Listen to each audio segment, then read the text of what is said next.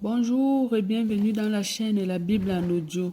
Aujourd'hui, nous allons encore continuer notre lecture dans le livre de la Genèse, chapitre 33, Bible de Jésus-Christ.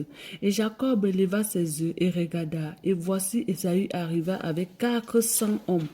Et Jacob repartit les enfants entre Léa, Rachel et les deux servantes. Il plaça en tête les servantes avec leurs enfants, Léa et ses enfants ensuite, et Rachel et Joseph au dernier rang.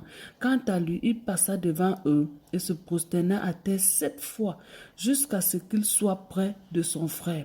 Ésaü courut à sa rencontre. Il le prit dans ses bras, se jeta à son cou et l'embrassa, et ils pleurèrent. Ésaü leva ses yeux, vit les femmes et les enfants, et dit, « Qui sont ceux-là » Ceux-là sont-ils à toi? Jacob lui répondit, ce sont les enfants que Dieu, par la grâce, a donnés à ton serviteur. Les servantes s'approcha, elles et leurs enfants, et se prosterna. Puis Léa aussi s'approcha avec ses enfants et se prosterna. Et ensuite Joseph et Rachel s'approcha et se prosterna aussi.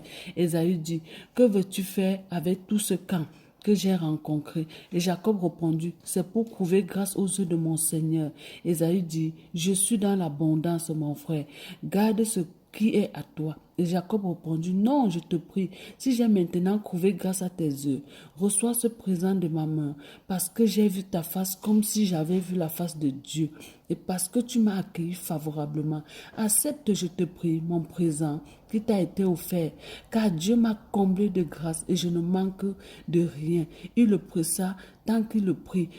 Ésaü dit, partons et marchons, et je marcherai devant toi. Mais Jacob lui dit, mon Seigneur, c'est que ces hommes sont jeunes et que j'ai des brebis et des vaches qui allaitent. Si l'on forçait leur marche un seul jour, tout le troupeau mourra. Je te prie que mon Seigneur passe devant son serviteur, et je m'avancerai tout doucement au pas de ce bétail qui est devant moi et au pas de ses enfants jusqu'à ce que j'arrive chez mon Seigneur à Seyr.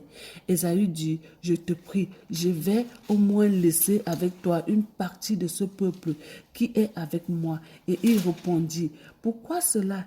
Je te prie que je trouve grâce aux yeux de mon Seigneur. Ainsi Ésaü retourna ce jour-là par son chemin à Seyr. Jacob partit pour Sukkot. Il bâtit une maison pour lui et il fit des cabanes pour son bétail. C'est pourquoi il appela ce lieu du nom de Sukkot. À son retour de Padam Aram, Jacob arriva sain et sauf à la ville de Sichem, dans le pays de Canaan, et il campait devant la ville. Il acheta une portion de champ où il avait graissé sa tente de la main des fils de Hamor, père de Sichem, pour 100 pièces d'argent. Et là, il graissa un autel qu'il appela El Elohi Israël, le Dieu fort, le Dieu d'Israël. Alléluia.